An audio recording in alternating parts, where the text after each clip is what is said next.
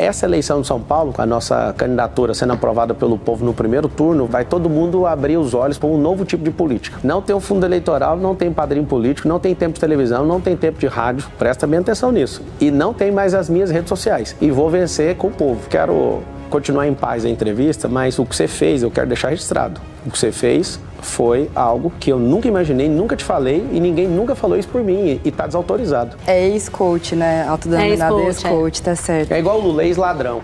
Vocês têm que falar dele. Se eu sou ex-coach, você tem que falar que o Lula é ex-ladrão. Mas o senhor que é o candidato do entrevistado aqui hoje, né? Mas é eu que faço a resposta, Pedro. Você faz a pergunta, eu faço a resposta. Se você quiser interferir, eu vou interferir no meio da pergunta. Você não deixa responder, cara. Eu fiz direito pra ouvir o que você tá querendo me explicar. Deixa eu entrar, eu tô de para te filmar. Pedro, sabe o que rolou? Sua pergunta. A sua comunidade no Discord, chamada Contabilização, faz seguidamente competições de cortes, premiando aqueles que têm mais visualizações. O último desses cortes veio em 26 de junho, foi um período de 26 de junho a 7 de julho, portanto um período já da pré-campanha. Isso não é exatamente usar uma estrutura maior do que a de muitos canais de televisão para fazer o que a lei eleitoral proíbe, ou seja, não configuraria, a seu ver, abuso de poder econômico? Não configura porque não tem esse pagamento, né? Eu nunca deixei de falar e propagar isso, só que dentro do período eleitoral, tanto de pré-campanha e campanha, não houve pagamento. E eu espero que as minhas redes voltem essa semana. Eu entendo que a justiça eleitoral, ela precisa de entender a economia da atenção, que é um jogo que está me trazendo até aqui. Numa entrevista a um canal do YouTube chamado Achismos TV, o senhor falou que criou esse campeonato de cortes e que quem tem mais visualizações, o senhor paga em dinheiro. Tem garotos ganhando 400, 600 mil reais por mês. Então, essa competição de 26 de junho a 7 de julho não teve remuneração em dinheiro? Teve. Esses 400 mil, você vai olhar, eu nunca paguei isso. Quem paga são as plataformas. Vou explicar como é que funciona. Inclusive, você que está assistindo, você pode aprender a usar no digital. Não é meu intuito na campanha, mas já que está trazendo esse assunto, é bom que todos os brasileiros saibam que realmente tem jovens ganhando muito dinheiro com isso. O TikTok, por exemplo, onde eu tenho 3,5 bilhões de marcações, pra você ter uma noção, não tem ninguém na história da política brasileira que tem isso, nem o Bolsonaro. Mesmo derrubando todas as minhas contas, inclusive eu entendo como uma censura prévia, porque derrubaram meu site. Meu site não tem monetização. Então, derrubar um site do candidato, que é um meio de alguém achar ele, tem alguma coisa errada. Entendo, defendo a justiça, acredito que, inclusive, vou poder contribuir com isso, né, para que a justiça tenha uma leitura diferente dessa economia da atenção que é usada na internet. Essa eleição de São Paulo, com a nossa candidatura sendo aprovada pelo povo no primeiro turno, vai todo mundo abrir os olhos para um novo tipo de política. Da minha parte, fiquem em paz, não coloquei, não coloco e não vou colocar meu dinheiro. Não tem um fundo eleitoral, não tem padrinho político, não tem tempo de televisão, não tem tempo de rádio, presta bem atenção nisso. E não tem mais as minhas redes sociais. E vou vencer com o povo, do mesmo jeito. Não tendo todos esses atributos, eu tive a liberdade ceifada de poder usar os meus canais, que as pessoas que confiam em mim. Se você não gosta, não tem problema. Eu também não tenho problema em ver você falando mal de mim. Eu quero que você tenha suas redes sociais. Eu achei que a censura prévia chegou e tirar a oportunidade de uma pessoa de falar pelos seus meios, que desse uma multa, que derrubasse as monetizações que estão falando, e eu acho que não foi respeitado isso. Boa noite, candidato. Estou vendo o senhor falar sobre a economia da atenção e queria tocar num assunto que a sua entrevista para o Flow Podcast, o senhor disse, vou abrir aspas, tá? No processo eleitoral, me perdoe, você tem que ser um idiota. Infelizmente, a nossa mentalidade gosta disso. E por ser um povo que gosta disso, eu preciso produzir isso. Preciso ter um comportamento que chame atenção. No debate de ontem, o senhor foi questionado sobre essa fala, mas o senhor chamou o jornalista de militante e não respondeu. Eu entendi que o senhor quis dizer que o senhor finge ser uma coisa que o senhor não é para conquistar voto. Economia da atenção. Mas eu te pergunto, não é exatamente isso que os políticos tradicionais do sistema, que o senhor diz que o senhor é contra, fazem? Não é assim que eles fazem? Malu, você fez a mesma coisa numa reportagem que você não fez pergunta nenhuma para mim no O Globo e falou que eu quero criar um partido com o Bolsonaro. Isso nunca passou na minha cabeça. Eu perguntei para o senhor. Não perguntou. Acho que se você puder mostrar a mensagem. Tá aqui. Pode olhar. Eu nunca. Tá aqui. Pode olhar. O senhor negou, eu tinha minhas fontes. E aí você fez isso por quê? Porque você quis chamar a atenção. O que é a economia da atenção? Eu respondo e abro a oportunidade. Mas o senhor vai responder minha pergunta, né? Eu já estou respondendo. O fato de você não gostar da minha resposta não significa que eu não estou respondendo. Por Josias, eu também respondi. Eu falei que vocês fazem esse jogo, chama clickbait na internet. Joga uma headline, destrói a pessoa e depois vê o que vai dar. Eu não vou chamar de fake news, porque eu não gosto desse termo. É uma completa mentira o que você fez em relação a mim. Eu não estou armado aqui, não estou querendo problema com você, nem animosidade. Mas olha, quando você fala que eu estou fazendo isso, você também praticou isso, para ter seus cliques lá no Globo. Porque eu nunca falei isso para você. Eu nunca passou na minha cabeça. Você vai me ensinar a fazer jornalismo? Não, eu vou te responder naquilo que você está perguntando. Eu não tenho intenção de ser jornalista, eu sou prefeito de São Paulo, próximo prefeito. E eu quero mostrar para as pessoas que fica entalado aqui. Eu não me importo o que você publica e quero que você tenha liberdade de fazer isso. A sua versão foi registrada na reportagem. E eu estou te falando, eu quero que você prova, porque nunca passou. Você usou a expressão, o Pablo está imaginando criar um partido, e você escreveu partido de coach, eu nem sou coach. Ah, não? Não. Entendi. Olha para você ver, não sou coach, você falou que eu queria criar isso. Eu não quis criar isso. Isso é uma invenção da sua cabeça.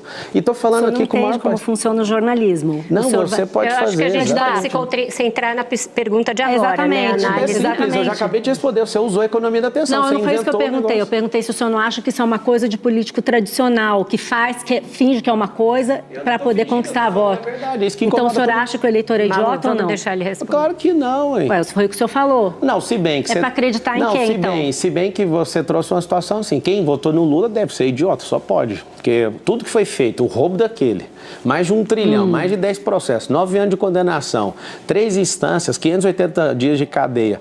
Ele agora, com 2 anos, não vejo ninguém falando do rombo de 1 trilhão fiscal. Colocou 10 novos impostos. Ele só pode ser um idiota para votar na pessoa de novo. E para votar no senhor, não? Não sei, a pessoa vai ter que testar. Ela vai ter que colocar alguém diferente, alguém que é gestor, alguém que é social, que é o que eu provo. Eu faço com o meu dinheiro, não faço com o dinheiro público. O ciúme das pessoas comigo e estão tentando me parar é porque eu já faço com o meu próprio dinheiro. E eu estou de saco cheio, eu quero ajudar. Essa é uma questão minha. Eu quero continuar em paz a entrevista, mas o que você fez, eu quero deixar registrado. O que você fez foi algo que eu nunca imaginei, nunca te falei e ninguém nunca falou isso por mim e está desautorizado. Eu nunca pensei em fazer isso. Nem sou coach, nem criar partido de coach, muito menos com o Jair Bolsonaro. Eu não pensei isso. Você aproveitou da economia da atenção, que meu nome está hypado. Candidato, o senhor é coach, eu sou jornalista. Eu não sou coach, eu acabei de falar. Quando o senhor foi preso a primeira vez em 2005, eu cobria o Mensalão. Quem? Quando o senhor foi preso a primeira vez em 2005, eu estava cobrindo o Mensalão. Então o senhor não vai me ensinar a fazer jornalismo. Eu não estou te ensinando, você só objetivo. Gente, vamos fazer assim, vamos rodar. Eu apurei. Apurou aonde? Com as pessoas que Quais? Fala o nome. Que fala... Bom, o nome. Seu candidato, existe um instituto no jornalismo que o senhor conhece bem, que é off, né? Não, mas tudo bem, acho que a entrevista não é sobre isso. O senhor é um ótimo coach e eu faço meu papel como jornalista. Qual é a insistência sua em falar que eu sou coach? Tá bom, vamos rodar. Amanda, por favor. A economia da atenção. Boa noite, candidato. É ex-coach, né? Autodenominado ex-coach, tá certo. É igual o Lula, ex-ladrão. Vocês têm que falar dele. Se eu sou ex-coach, você tem que falar que o Lula é ex-ladrão. Mas o senhor que é o candidato entrevistado aqui hoje, né? Então vamos lá. Na sentença, o juiz fala claramente ali que o seu objetivo em participar do esquema ali era ganhar dinheiro fácil. Então eu queria devolver para o senhor isso. O objetivo ali era esse mesmo? Era ganhar dinheiro fácil? Eu ganhei um salário de R$350 e não tinha dinheiro para pagar advogado. Estou com a minha carteira de trabalho aqui, se você quiser, que você é um cara investigativo, eu te dou ela aqui no intervalo, você tira a foto dela inteira, eu vou te mostrar uma coisa, até para te ajudar nisso aí, que aí mata o assunto. Dia 1º de maio de 2003, eu tinha 16 anos de idade e a carteira estava assinada. Eu fui mandado embora desse emprego, eu era operador de áudio, e por uns 6 meses eu fui prestar serviço para essa pessoa, né, na condição, né, de confiança, de alguém que eu já conhecia. Da igreja, né? Era o pastor de jovens da época. E aí, eu, muito jovem, querendo ajudar em casa e pagar minha faculdade, entrei nisso, foi uma latada na minha vida, me envergonho de ter envolvido com esse tipo de gente. Só que na hora que acabou isso, eu fui processado, né, por longos 13 anos, isso foi assustador para mim. Você vai pegar a minha carteira de trabalho, no mesmo ano, está registrado como atendente de call center. E eu fiquei quase 8 anos numa companhia. E aí, o que acontece? Se eu fosse o bandido e quisesse dinheiro fácil, eu ia arrumar serviço de carteira assinada para quê? Então, você pega meu imposto de renda, você vai ver que está ali declarado o que eu ganhei na carteira. E fui crescendo e fui um dos melhores funcionários dessa companhia. Então, eu não tenho nadinha para me curvar para bandido. Eu não sou bandido. Se você investigar e achar o que eu tirei de alguém, porque os candidatos, né, de forma deselegante e desespero, porque todos caíram na pesquisa e eu estou subindo igual um foguete aqui na cidade de São Paulo. Eu estou perguntando coisa do processo, não tem nada a ver com o candidato. Mas eu estou te falando. Mas é eu que faço a resposta, Pedro. Você faz a pergunta, eu faço a resposta. Se você quiser interferir, eu vou interferir no meio da pergunta. Então, posso terminar? Claro. Então, vamos lá. Eu tenho uma história de trabalho digna. Tem 13 anos da minha entrada de carteira de trabalho até a minha saída. 13 anos, certo? Os candidatos falam, você roubava velhinhas. Eu nem sei quem são essas pessoas. Eu trabalhei para um cara, que esse cara fez isso, inclusive cumpriu cadeia, foi condenado. Eu fui prescrito porque não tinha nenhum crime na minha vida antes disso. Inclusive, eu não dei conta de ter uma defesa... O senhor prescreveu por causa da idade. É porque se você tiver antecedente, você não deixa responder, cara. Eu fiz direito para ouvir o que você está querendo me explicar. Deixa eu terminar de responder, ué. Fiquei 5 anos na academia, deixa eu te ensinar. Você tem atenuante se você não tiver nenhuma passagem antes. Eu nunca tinha passagem. Então, se você deixasse eu responder, eu ia te explicar que isso é um atenuante. Segundo, menor de 21 anos. E você sabe o que aconteceu? Se eu tivesse uma defesa técnica, se eu tivesse um Nelson Williams que está sentado aqui, eu nunca ia ser condenado disso aí. Sabe por quê? Porque a condenação foi na primeira instância. A gente não chegou aí para o trânsito em julgado. Significa o quê? Não existe condenação transitada em julgado. Não, porque Pedro, por isso que eu estou te explicando. Então eu termino a resposta te falando. Isso não vai diminuir nenhum brilho. A imprensa está pegando áudio disso. Eu já não fui condenado, prescrito e não foi nem transitado em julgado. Eu estou em paz em relação a isso. Certo. Sabe, ano que vem vai fazer 20 anos disso. E todas as vezes que vocês tocarem nisso, eu vou dar uma ferida. Precisamos revisitar os áudios do Petrolão, do Mensalão, e reviver a moralização desse país. E eu te agradeço pela pergunta, Pedro. Candidato, o senhor falou que esse processo vai fazer 20 anos, que o senhor já respondeu por ele já prescreveu, isso tudo é verdade, mas o eleitor está conhecendo o senhor majoritariamente agora. O senhor sempre teve muitos seguidores, milhões deles espalhados pelo Brasil. O eleitor de São Paulo está tomando conhecimento da sua trajetória agora, então é lícito que essas questões voltem, porque afinal é uma condenação, não é qualquer coisa. A gente está falando de uma condenação. O senhor disse que o senhor consertava computadores. Nos últimos dias surgiram áudios mostrando uma certa intimidade com os integrantes do esquema, inclusive uma preocupação da sua parte quando o pastor Danilo foi preso ou começou a ser investigado. Eu trago isso à baila porque o senhor também já ensinou em diversas ocasiões que o candidato Guilherme Boulos teria relações com drogas. No Flow, na semana passada, numa hora se referindo aos seus adversários, o senhor falou, esse povo que mata os outros. O Igor até fez assim, nossa, calma, você falou, tem que falar isso mesmo, tal. Me parece que quando é com o senhor fica muito sentido, se sente injustiçado, mas quando é com os outros, o senhor não tem muito cuidado. Isso não demonstra um pouco de 2 pesos e 2 medidas no trato da reputação dos outros, candidato? Na verdade, é uma questão de fazer perguntas. Quem matou o Celso Daniel, né? Pois é, até hoje está sem resposta. Pois é, então... a gente sabe, mas falar, a gente morre também, então é melhor ficar caladinho, né? Ali é uma baixaria. Eu peço perdão para o eleitor, porque eu saio de casa pensando, hoje vai ser o dia da nobreza. Mas não tem como, eles estão desesperados, porque nunca na história da Prefeitura de São Paulo alguém está concorrendo contra a máquina municipal, estadual e federal. Sem as suas redes sociais, só com Deus e com o povo. O senhor é muito bom de retórica, o que eu estou perguntando não é isso. Eu estou perguntando se o senhor não usa, o senhor, como orador, que se gaba de ser um excelente orador, e o senhor de fato é. Se o senhor não usa de 2 pesos e 2 medidas quando o senhor cobra, que em relação ao senhor não se remexam fatos que estão documentados, são uma condenação judicial, e em relação aos outros, o senhor joga fatos no ventilador sem nenhum cuidado. É a mesma coisa que a para-choque de comunista faz. Ela fala um monte de coisa que é para eu gastar meu tempo para não atacar os outros. Querem ter um consórcio comunista? E aí eu já respondo sua pergunta e você fica satisfeito. Um comunista com a ideologia de extrema esquerda, que eu nunca vi nenhum de vocês falando que o Boulos é de extrema esquerda. Ele é uma vergonha até para o PT. É uma derrota para o PT ter ele de aliado. Ele é extrema esquerda. Eu acho que eu pego leve demais. Nunca o Boulos será prefeito dessa cidade. Isso é uma questão pessoal. Eu jamais entraria na eleição de prefeito de São Paulo. Só que quando eu vi Sacano Salles, e aí eu vi todo mundo do mesmo lado, eu falei, esse negócio está desbalanceado, eu acho que isso pode comprometer o futuro do país. Eu entrei, não sei se acompanhou, Vera, eu fiz um vídeo falando o seguinte, que se não tivesse um candidato que entenda de mentalidade, prosperidade, para tirar nosso povo da miséria e desse sequestro emocional que a esquerda colocou, em 30 dias automaticamente eu seria pré-candidato. E ninguém apareceu. Eu não estou falando que o Salles seria o melhor, não, mas o fato de perceber que Valdemar Costa Neto, que é antigo do Mensalão, fez a movimentação e pôs o Bolsonaro sequestrado nisso, eu falei, tem alguma coisa errada. Eu vou entrar. Mas o senhor mesmo não disse que o senhor queria entrar no PL? Eu fiz isso.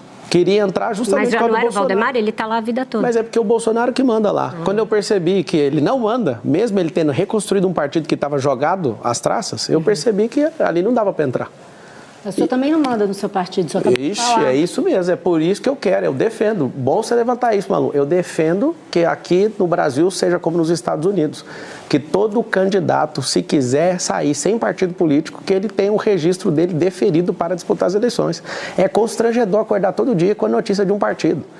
Partido é um negócio que todo mundo fica louco, tem mais de 30, não sei que jeito que está a composição hoje por causa das federações, mas um partido político é um lugar onde as pessoas ficam com um síndrome maluca de vamos vender, vamos implodir, vamos tirar o fulano. O Sabará que está aqui, que era secretário do governo Tarcísio, ele experimentou algo no Partido Novo, que a gente acreditou, o Novo é top demais, derrubaram a candidatura dele. Foram desleais com ele. Ele é um cara que veio para cá para trazer essas conexões e trazer essa experiência política de tirar a gente da rua, comprovadamente, 3.500 pessoas com a Arca ainda deu emprego. Ele veio abrir isso, mas eu sinto a dor que ele sentiu, porque tiraram a minha candidatura também. O Silvio Santos, por exemplo, se ele tivesse sido presidente do Brasil, o Brasil ia para outro rumo, mas a gente ter Lula, ter Dilma, ter um povo que não consegue levar esse país adiante, que não consegue mudar a mentalidade de um povo, a gente está perdendo tempo, há décadas que a gente está envolvido nisso. Então, assim, fica aqui meu registro de indignação. Você tem utilizado de um processo de porte de droga para acusar o candidato do PSOL, Guilherme Boulos, né? De um processo de uma pessoa com o mesmo nome dele. Você não é uma pessoa, você não é inocente, você é uma pessoa inteligente, você sabe que se trata de uma outra pessoa e havia inclusive construído uma estratégia para divulgar isso no último debate, perto das eleições. A minha pergunta, candidato, você acha essa estratégia, isso honesto? Se fosse contra você ou contra alguém da sua família, você acharia justo uma estratégia dessa, montada de fazer essa associação de uma pessoa? Você viu eu usando esse processo? Aonde você viu eu usando esse processo? Eu ouvi você fazendo acusações. Fala aí, aonde que você ouviu eu usando o processo? É mentira, então, o processo? Não, eu quero saber eu. Não, quero saber, então, qual que é a prova. É o seguinte, como o Boulos está apavorado e não aparece com o toxicológico, calma que eu tô aqui, eu vou resolver isso aí. Tem uma entrada num hospital, não, é calma que eu falo para todo mundo, né? Eu acho que a gente está batendo recorde aqui, agradeço todo mundo e faz o M28, tira um print, põe no... Vamos responder a pergunta. Eu estou respondendo. Tem limite a pergunta? Que é Roda Viva? Não, tem limite de tempo a pergunta? Não tem não, você pode responder à vontade, mas agora essa coisa de faz o M no Roda Viva, eu acho que é meio incabível. É a única arma que eu tenho, entendeu? Eu não vou esquecer isso. Mas você está dando uma entrevista num programa que tem 38 anos. Eu estou liderando a pesquisa, eu estou liderando a pesquisa de intenção de votos por ser a pessoa que usa essa ferramenta. Então vamos lá, você estava respondendo. A resposta foi, eu te perguntei onde eu usei, você viu usando aonde? E aí eu te voltei, cadê a prova então? Eu não usei esse processo, cara. Então, mas eu te perguntei como é que você acusa o candidato. Publicado, acho que foi uma publicação minha. Você não tem falado que o acusado ele... Eu vou mostrar o que eu tenho no último debate. Agora, você assistiu o debate ontem? Fiz a pergunta para ele. Por que no último debate? Porque o brasileiro esquece em 2 semanas, Malu. Não dá para usar isso agora. O senhor repete sempre, não vai esquecer. Então, eles estão falando que eu sou um monte de coisa, então tem que segurar. Eu estou jogando, é um jogo. O senhor tem filhos, é casado, e se jacta muito da sua família e usa o fato de ser um homem de família. O senhor acha justo que as filhas dele fiquem até o último debate esperando para saber se o senhor tem alguma coisa em relação ao pai dela? Deve ser muito ruim ser filho do Boulos. Alguém que muda o caráter em cada eleição, alguém que agora converteu na Assembleia de Deus, alguém que quer descriminalizar as drogas. Ele não se converteu à Assembleia de Deus. Então que fique claro aos evangélicos que ele não converteu, ele foi lá só pedir voto naquilo que ele não acredita. Obrigado, Vera, você me ajudou nisso aí. Não, ele não disse que se converteu, o senhor está criando um outro fato que não tem. Eu queria alguém testificando, você me ajudou, era isso que eu precisava. Eu não ajudei o senhor, só dei um fato, aqui a gente faz isso. Mas de onde você tirou então que o Boulos cheira cocaína? Cara, por que ele correu das perguntas todas as vezes? Vocês estão perguntando mais do que ele. Porque se você quiser tirar cocaína, eu pulei de paraquedas, eu não preciso responder. Aqui no Brasil? O presidente Bolsonaro, ele está apoiando o Ricardo Nunes, ele indicou o vice do Ricardo Nunes, que é o Coronel Mello. O governador Tarcísio está fazendo também campanha para o Ricardo Nunes. Eles são comunistas também, presidente Bolsonaro e Tarcísio? É por isso que o eleitorado bolsonarista todo passou para o meu lado. Porque a direita não tem dono, a liberdade não tem dono. A liberdade não é um gado. Apesar da gente mover esse país com agro, que eu também sou do agro, sou fazendeiro, A gente não é gado. Mas eles são comunistas? Eu não sei qual que é o problema do Valdemar tá convencendo o Bolsonaro até hoje. Agora, ele falou com a própria boca. O Nunes não é o meu candidato dos sonhos. E me elogia logo em seguida. Cria um alvoroço, aí tem que falar alguma coisa. Aí põe um filho 1 para bater, filho 2. A gente se resolveu e tá tudo certo. Você pode perceber que depois que eu conversei com todos os cenários, não tem ninguém me atacando mais. Por quê? Porque estava tendo um prejuízo para a figura do Bolsonaro e do movimento de direita. Mas eu não entendi. Isso que é o voto dele, mesmo ele sendo comunista? Cara, eu quero o voto do povo. O voto do Bolsonaro é 1. O do povo, eu preciso de 3 milhões de votos. Uma punição contra esses candidatos Zé Ruelas que estão aí. Malu. Candidato, já que o senhor está falando do movimento de direita, tem um assunto que eu acho que interessa muito para o eleitor de direita e muita gente gostaria de saber o que aconteceu exatamente. É sobre o episódio em que o senhor se recusou a dar uma entrevista para um canal de direita do Paulo Figueiredo, porque o senhor não queria que fizessem perguntas sobre o Alexandre de Moraes. Eu queria saber por que o senhor tem medo de enfrentar o Alexandre de Moraes? Eu não tenho, porque eu não tenho problema nenhum com ele. Quem tem é um partido. Por que o senhor não quis falar do Alexandre de Moraes? Eu criei uma estratégia, vou te contar exatamente do jeito que foi. Eu estava precisando da atenção dos bolsonaristas. E aí eu acordo de manhã, ligo para o Sabará, exatamente assim que aconteceu.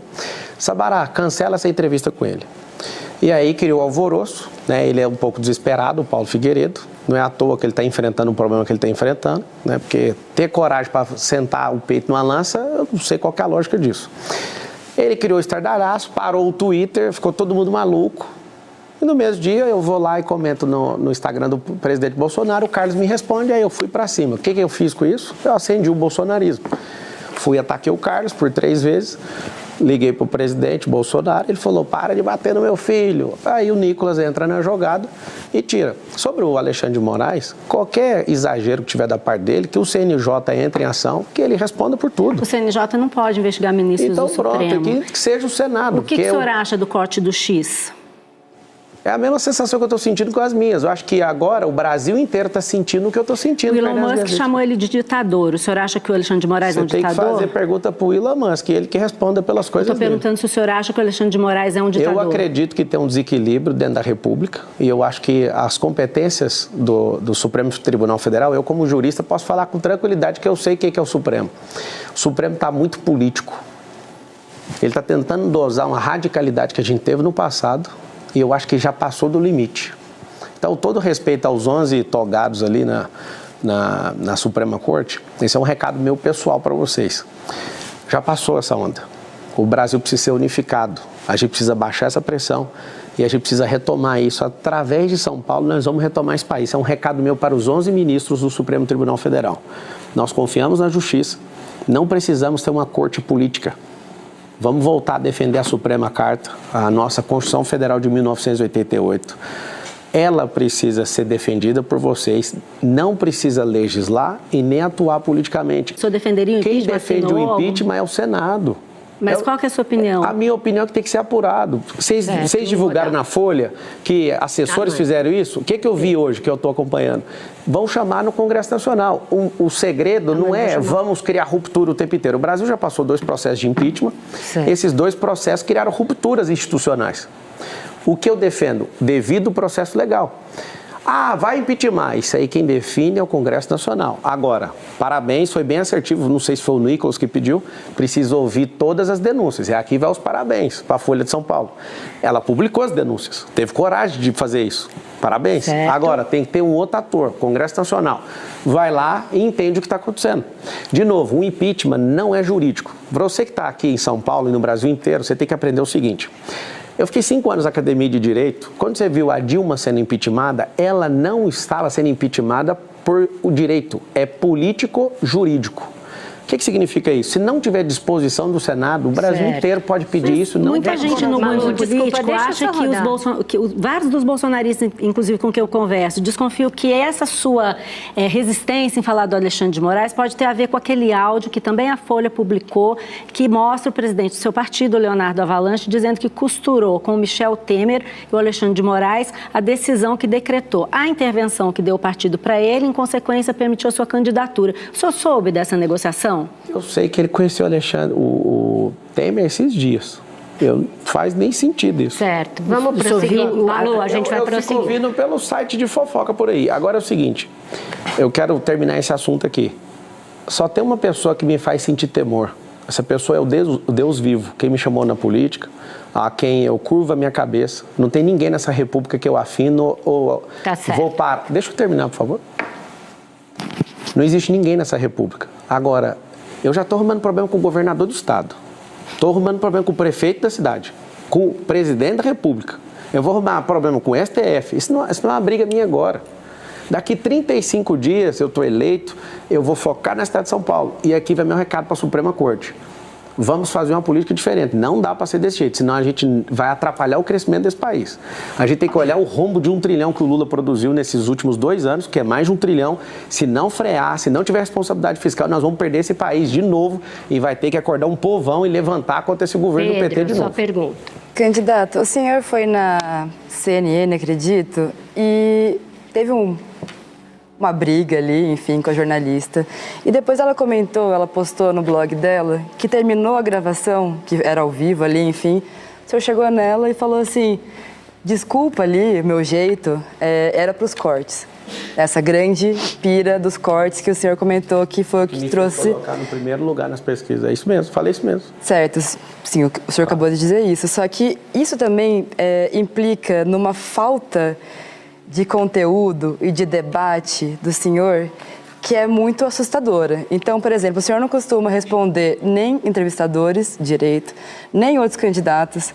O senhor vai para entrevista ou debate para fazer corte e não para falar de proposta. Proposta, quem quiser, vai lá no site do TRE. Então, eu queria falar sobre isso. O senhor ontem no debate da TV Gazeta falou exatamente isso. Que debate é um teatro, entre aspas. Deles, né? Meu não, é que eu tô sendo verdadeira, por isso que eu tô postando. Tá, e que as pessoas têm que ir no site do TRE para ler o plano de governo. Agora você me diz, quem que tem tempo de entrar no site do TRE e ler dezenas e dezenas de páginas de plano de governo de todos os candidatos?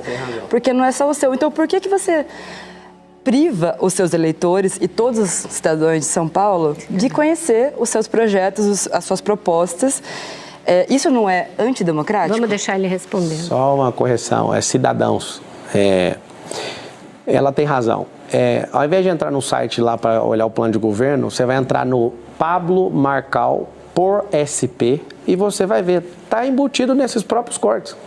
Estou sem, de novo, fundão eleitoral, padrinho político, tá o presidente e o ex-presidente cada um de um lado, não tem o tempo de TV, vocês vão ter que aguentar os cortes.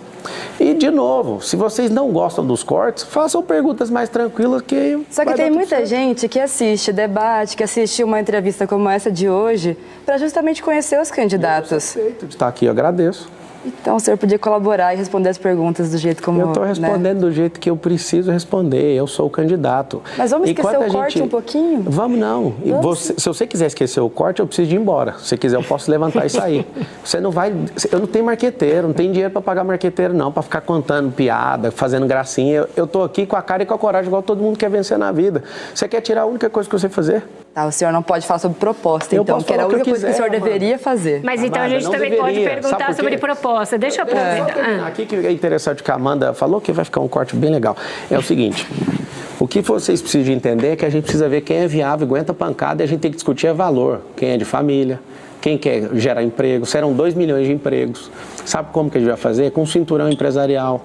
Vai ter 120 quilômetros de área dentro da cidade de São Paulo, que a gente vai aprovar junto com a Câmara para trazer benefícios, para você ter emprego aí. Eu falo isso toda hora, tem então, vários outros. Pode falar olhando para a gente, não, mas a gente não... desculpa tragar o seu... Mas o senhor está usando a entrevista para fazer os seus cortes, então fica uma coisa meio distópica. O senhor gosta da palavra distópica? Não, ninguém quer mandar no senhor, a gente quer conduzir uma entrevista, quer bater um papo com o senhor. Eu estou batendo papo, só que eu tenho que aproveitar o tempo que eu tenho de televisão, que é só hoje. Tá bom, eu acho isso um pouco vazio e eu acho um pouco feio. É só votar no Boulos. Não, não vou votar no Boulos, candidato. Não vou votar. Não sei que eu vou votar, mas não é isso que está em discussão. Mas só você falar que não vai votar nele, eu já fiquei animado. Então o senhor veio para realmente lacrar, candidato. É engraçado. É difícil qualquer pessoa no Brasil hoje vencer o presidente Lula. Ele sem a máquina, fazendo uma análise. Ele sem a máquina na mão, venceu o presidente Bolsonaro com a máquina na mão. Eleição é um negócio muito perigoso. A não ser que ele tenha um comportamento do Biden, pelo envelhecimento, com todo respeito, a idade chega para todo mundo. Eu tenho 37 anos, o Lula vai estar com mais de 80, se eu não estiver errado, aí em 2026. Se ele tiver do jeito que ele está hoje, dificilmente, na minha avaliação, alguém vence ele. O Bolsonaro está inelegível. Acho que dificilmente qualquer outro governador do estado consiga ter punch para fazer isso. O que é o ideal? O ideal é que volte à normalidade, o Bolsonaro consiga ser elegível para que ele dispute com o Lula e vá para esse final, esse acerto de contas, para ver quem é o mais popular. E que o governador Tarcísio parta para a reeleição, para continuar fazendo o que ele tem feito muito bem feito. Inclusive, você vai ter meu apoio, governador, não precisa me atacar mais. E eu vou cumprir isso, e se precisar, e o povo estiver comigo nisso, do jeito que está agora, né, que está assustador, a pesquisa Veritas ali, a intencional, eu estou com 36 pontos. Na espontânea eu estou com 30, deslocado do pelotão inteiro. E essa pesquisa, para quem não sabe, ela foi a única que acertou, em cheio. O próprio governador Tarcísio falou com a boca dele, ninguém acreditava na eleição do Tarcísio, e ela falou que ele ia ganhar, e ganhou. E a gente vai ganhar também no dia 6. Então você está dizendo que se não tiver outro para enfrentar o Lula, vai ser o senhor, é isso? Não entendi. Que se não tiver nenhum outro, se o Bolsonaro não puder enfrentar o Lula, vai ser o senhor? Lula. Eu deixei claro aqui, só se ele tiver. Nem o senhor? Ninguém ganha dele, ele com a máquina na mão. O Lula, ajuda a gente, cara. Termina esse governo com honra, acha alguém. Não adianta ser o Boulos, que ele é de extrema esquerda. Você sabe que você tem vergonha dele, mas tá faltando candidato aqui. Deixa São Paulo comigo, arruma um sucessor. Não é o taxado que ele é incompetente, ele já mostrou que gestão não é com ele nem economia. Arruma alguém, sai em alto estilo, faz o melhor governo da sua vida, recupera esse 1 trilhão que você acabou de colocar de rombo fiscal. Se você repetir o número que você colocou nos nossos lombos por 2 anos, você vai ser o presidente mais incompetente da história. Dificilmente. Se você estiver bem emocionalmente, eu duvido que alguém ganhe do senhor. No dia 25 de agosto, o senhor publicou na... A gente já viu um presidente de partido que tem suspeita de envolvimento com o PCC. Seu despachante aéreo, suspeita de envolvimento com o tráfico de drogas. Seu parceiro, Renato Cariani, que esse senhor disse que mudou sua vida, o senhor não vai poder dizer que não sabia nem nada, se tornou réu sob acusação de tráfico de drogas, associação com tráfico e lavagem de dinheiro, numa denúncia que foi aceita em fevereiro, e depois disso o senhor fechou um negócio com ele, inclusive naquele seu canal de cortes, na sua comunidade do Discord, manda marcar Pablo Marçal, prefeito, e Cariani. Então, é uma relação bem casca de bala. Como vai ser esse processo seletivo se pessoas tão próximas do senhor estão envolvidas em tanta coisa e o senhor diz que não sabe? Eu conheci o Cariani num podcast e ele me fez um desafio para mudar de vida. Eu era inflamado igual o Boulos. Pesava 100 quilos e esse cara mudou minha vida. Agora, o Estado Democrático de Direito tem que fazer o seguinte, tem o contraditório e a ampla defesa. Ele que se defenda, se ele tiver errado, que ele pague. Nunca falei que eu passo a mão em nada. Agora, a gente tem um problema aqui no Brasil de acabar com a vida de uma pessoa porque ela está sendo processada. Eu fui em Paraisópolis, tirei foto com 500 pessoas, aí colocou no jornal, Marçal tem ligação com o primo, sei da onde, do PCC. Eu vou pedir certidão de nascimento de alguém? Não, mas esse é seu amigo, parceiro de negócio. Eu fiquei amigo dele, ele mudou minha vida. Cariani, obrigado por você transformar esse país. Mas como que é esse processo seletivo? Entra qualquer um? É o que eu tô te falando, ele não é alguém que trabalha para mim, ele não é submetido a mim, ele cuida da vida dele. Ele é seu sócio. A gente fez aquele programa justamente para mudar a vida dos outros. Eu sou um educador, e ele mudou minha vida e a gente está mudando a vida de muita gente através do ensino. Só lembrando essa denúncia, um minuto, Pedro, um minuto. Só lembrando essa denúncia aceita pela Justiça, portanto ele é réu, não é qualquer acusação, ele é acusado de ter emitido notas frias para desviar 12 toneladas de insumos químicos que, na verdade, eram usados para refinar cocaína e crack. O senhor tem demonstrado muita preocupação com a questão das drogas. Isso não arrepia o pelo do seu braço? Meu braço? Por que meu braço? De ficar arrepiado, 12 toneladas para... Cariani, eu acredito na sua inocência, conheço seu coração. Cara, se tiver devendo, pague. Se não tiver, eu vou ser o cara do seu lado para cobrar todo mundo que destruiu sua reputação. Vá para cima e obrigado por você ter mudado a minha vida.